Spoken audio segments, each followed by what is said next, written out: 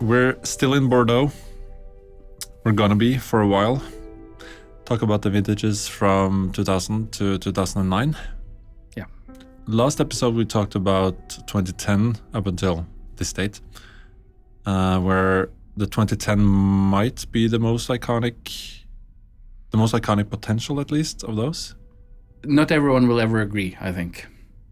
On the other side, that was what happened with 59 and 61 for decades as well. So, or 28 and 29, meaning 1928 and 1929. So we'll talk about that also. Yeah. So it's the jury is still out. In the 2000s, I think that probably the two best vintages, quite different, would be 09 and 2005. But we'll get to them a little bit later. Well, let's start with 2000. 2000 was hyped big time as the millennium vintage when it was new. It's a vintage that, well, it's still a very good vintage for sure, but the wines are maturing quicker than was expected, and the wines are a bit softer and more rounded. It's lost some of its sheen. Not necessarily lost some of its pricing, because it was also ridiculously expensive when new. When they were released, it was the best vintage ever. It was the millennium vintage. Probably 25 years on, people have sort of forgotten a bit how big of a thing the year 2000 was. But it was massive, not only in the wine industry, everywhere. So it was really a big thing, and wines tended, especially from Bordeaux, tended to be really expensive. And wines now, 25 years on, in general, doesn't quite live up to that hype, but it's still a very, very good vintage for sure. A vintage which didn't have a hype was 2001, which today might actually be better than 2000. I always liked 2001 a lot, like I always liked 2011 a lot. I always said this is an underrated vintage. In the last 5-7 years, people are starting to agree with me, but I was quite alone for a long time, loving 2001. I thought the wines have texture, they have concentration, they have the backbone, they have tannins, which is typical and classic for Bordeaux. So I didn't understand why people overlooked it. I thought it had everything, all the building blocks it should have all the way. But now much more people are realizing that the 2001 is a really lovely vintage. Most 2001s can still age for another 2 decades for sure. Or even longer. And all of these, when I talk about it, it always depends on where do you love your wines. So yes, considering that lots of wines from the 50s and 60s, well, not lots of, but the best ones are still absolutely alive and wonderful. Talking about the best ones, if you have a Cru Bourgeois from 2001, it's probably time to drink it, unless it's one of the really top Cru Bourgeois. But most wines now, at 25 years, most Bordeaux are fairly ready to drink. But if you have Chateau Latour, Las Casses, things like that, there's no hurry whatsoever. Probably no hurry with Figeac or some of the other top estates, Cheval Blanc, Ozon from Saint-Emilion or the top Pomerols either. But most of them will be drinking wonderfully right now. But they will keep on drink wonderfully for at least another 15, 20 years. 2002 is a vintage which has been a bit of a surprise. The wines from 2002, going back 15 years ago, I thought those wines lacked fruit, lacked concentration. I thought that was the worst vintage from 2000 to 2010 in that decade. But honestly, some of these 2002s have been really surprising to drink lately. They're much younger. They sort of have gained some concentration, which I don't really know where it comes from. I can't tell you right now. I'm having a dinner with some friends tonight. I might serve a 2002 Auberge Liberal. That would be really fascinating to see how that wine is in 2002. 2002 is one of the few vintages which really surprises me positively most of the time. I remember a wonderful 2002 Mouton just a few years ago, absolutely shockingly good. But I've had some more 2002s, which really surprised me. 2003, one of the warmest vintages ever. Wines have always been, I remember they were so sweet, even if the alcohol levels are not really that high. We were shocked back then, because back then a regular Bordeaux was 12.5% alcohol. And then we went up to 13, maybe 13.5, which was, some especially British critics almost lost their hair. They were really worried. And there was a lot of debate between UK, English, and American journalists as well, where the American ones tended to like 2003 much more than the UK ones. Today, the 2003s they're much more mature than they should be. They're much more mature than any vintages around them. So the wines have evolved quite quickly, but I think most 2003s, they've lost that initial sweetness. And that's the thing which is a bit surprising with this. When some of these vintages are young, they are very different from what you expect from Bordeaux, but they sort of tend to turn into much more classic, traditional Bordeaux flavors with age. But the 2003s are aging very, very quickly. Tannins are very soft in general. I think the acidity is a bit too low, so the wines can sometimes be a little bit flabby, lacking a little bit of energy. So most 2003s are, if not drink now, but at least keep an eye on them, because some of them are quite, they're older than you think in expression, meaning they're maturing quicker. 2004, that's if there's ever a vintage which sort of is highly debated for probably the wrong reasons, it's 2004. I've seen tests of 04 and comments on 04 all over the place. Some think it's really rustic, some think it's really thin, green, herbal. Oh, and yes, there are some green 2004s for sure. It's not only in Burgundy. But in general, I think the wines are quite classic. I think it's a classic expression of Bordeaux. I think it's above average vintage, but it's not as good as 2001 for sure. 2001 is also a very classic expression. With classic, I mean you're having all the elements in the wine that you expect to have in the Bordeaux. Yeah, so 2004 is, personally I think it's a little bit underrated, but I can see why some people have some, if not issues, but having some doubts, because you need to like tannins, you need to like that some of the wines are a bit herbal. If that's a big no-go for you, probably avoid the 2004s. But I think, it's not the most charming vintage ever, but I think they're very good with food, for example. The tannin structure works very well with food. So I think I'm fairly positive to 2004, but it's not a favorite vintage, but I'm more than happy to drink 2004s. 2005, great vintage, for sure. There are people asking questions about tannins. Every 2005 that comes my way are younger than they're supposed to be. They have a lot of concentration. This vintage, I think, is probably the one which will last the longest of all the vintages in the last 25 years. Maybe even longer than the 2010s. They have all the building blocks for longevity. Sometimes when I get them blind, I miss by 10 years. I actually normally think it's a 2016, because the 2015 normally has softer, gentler tannin structure. I would love to have lots of 2005s, but there also tends to be quite expensive, because the market always liked 2005. It's only in the last few years I've heard doubts, and I just think that they're in a phase where they're difficult. It's as easy as that. People have forgotten about phases in wine.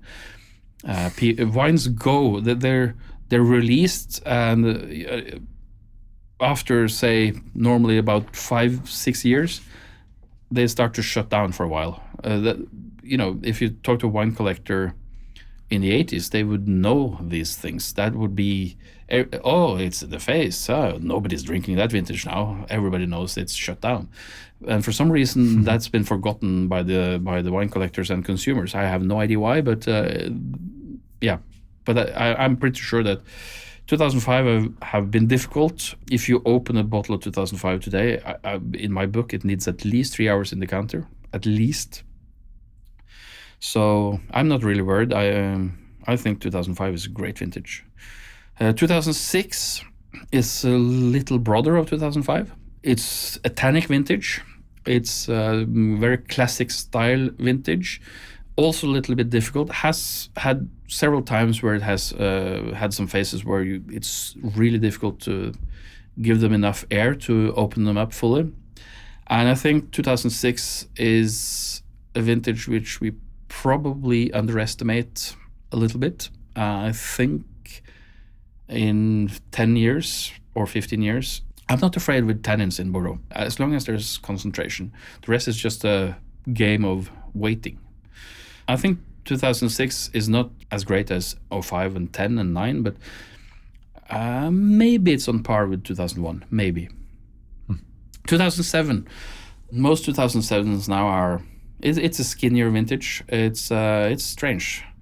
Vintages ending in 7 seems to never be a good thing. When was 47. And that was the last one. I think 47 is the last. Well, for Sauternes you have 67, which is iconic.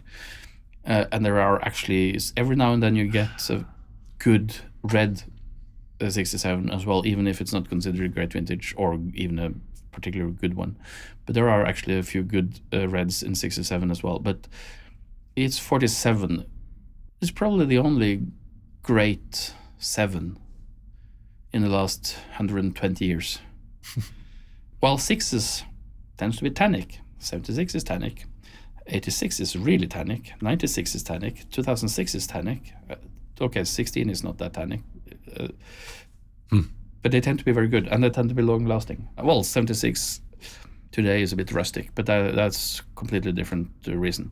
We'll come back to the 76 later on. But it's strange that some of these numbers, every vintage, it always seems to be difficult. Like there's not really that many great 4s either. So let's see if this 4 will be good. But, the 0s are the best, or the 2s? There's a lot of good 9s. At least in the last 49 is very good. 29, 49, 59. Today we don't consider 79 good because most of them are gone, but it was not that bad. 89 is really good, a wonderful vintage. Then 99 is good, 09 exceptional, and 19 is probably exceptional as well as 89. So 9s are very good. 5s are 45, iconic, legendary. Then we have to skip a few decades. It was probably the best vintage in the 70s, maybe except for 70, but it wasn't fantastic. 85 is very good. 95 is very good. 05 is brilliant. 15 is very good. So yeah, this year, 2025, it should be good. It should be good plus, maybe exceptional. We don't know, but there you go. Started with 07, didn't you? Yeah. So 07 is leaner, more skinny vintage. Not the most important vintage. Well, most of them are probably drunk by now anyway. But 07s are, if you want a vertical tasting, keep your 07s for those vertical tastings, but otherwise, yeah, get rid of them while they're still fruit. It's probably the leanest vintage. I would have said 2002 earlier, but the 2002s I've tried the last few years have always surprised me. If you focus on the weather and the climate that year, the vintage could still surprise you. Well, I meet journalists on the way to Primeur every year who has read all the weather reports, all the climate reports, and they've already decided if this is a good vintage or not. At Schiphol, we're not even arrived in Bordeaux yet, and they already know if this is great or bad vintage. And whenever you talk to them during the Primeur, they will just confirm what they already knew at the airport. Meaning they're just looking for evidence on what they've already decided. And that's not a very good way of doing reporting, because that means that you're just looking to get confirmation of what you've already decided on. That's a very poor way of doing reporting, a very poor way of doing journalism. You can't know nothing because you've been told stuff. If there's a hailstorm, I'm friends with lots of wine growers in Bordeaux. Of course, I will know about it already on Facebook. If there's a hailstorm in Bordeaux on the 1st of August, I'll know probably on the 1st of August. I'll definitely know it by the 3rd of August, because that's when all the pictures of everything that was damaged is shown. So yeah, I will know if there was a big hailstorm. But I like to talk much more about that with producers after I've, say, tried about 100 wines from the vintage. That's when I start to ask much more questions, because I try to get an image of what to expect in this, get a feel of the vintage before I try to delve too much into the details of what's happening where, or what happened where. That's how I do it. 2008 is a very, very good vintage, classic style, very charming vintage. It's always been charming. It's never shut down. 2008 is one of those few vintages, a bit like 14, where they've always been enjoyable from start. I can't recall a single bottle of shutdown, difficult 2008, and they're just really charming vintage, a bit like 85. When I got into the wine, interested in wine in the very late 90s. So I haven't followed 85 since Primeur. I was 6 years in 85. From the first bottle I had of 85, or first tasting of 85 Bordeaux, they've always been really enjoyable. You always think that, this vintage is so enjoyable. Since it's so enjoyable at this stage, it'll probably only last for another 5 or 6 or 7 years. And you still feel that when you're tasting an 85. They haven't, so the 85s are still lovely. Really hoping to taste more 85s this year. There's a tendency that people open more bottles, older bottles, with the vintage you're in, because it's either 10 or 20, 30, 40, 50 years. So there's a tendency that now it's 10 years since last time there was a 5. So I'll probably tell because I tasted unusually many 04s and 14s last year. Not that many people are opening 94s because most of them are gone. 84s, definitely gone. 74s have been dead for quite a while. So you have to go back to 64 where you can still have some very charming ones. So yeah, 08's really charming vintage in general. Lots of wines which drink nicely, and I think they will drink nicely for the next volume. You never know, but I don't think they're not developing that quickly. They're just generous with what they have. I think they will last another 20 years quite easily. Then we have the big one, 09. 09 is a really charming vintage. It's a great vintage, unusual style, a bit lower acidity normally, a bit kinder, more rounded, very gentle texture, a very gentle tannin structure. So I think the 09s are in general a wonderful vintage, and I think it's a great vintage. Some of them are maturing a little bit quicker, like the 2000s, than we expected, and some are as slowly as also expected. Some wines are really classical, even if it's a warmer vintage. So it depends on the estate. Some wines, if I remember correctly, I think Chateau Margaux, for example, I think is it 12.5 or 12.9% alcohol or something like that? So it's not really high in alcohol, and that's one of the really super classical, super elegant wines of the vintage. Surprisingly low level of alcohol for such a warm vintage. There's some absolute stars in 2009. So that's together with 10. That's a duo that we're going to discuss. Some people will prefer the 10s, some will prefer the 9s, but it's one of those we will discuss for forever, like 89 and 90, a little bit 95 and 96. I think we will have the same debate with 15 and 16. And for sure, as I said earlier, the 18, 19 and 20, people might put 22 in there as well.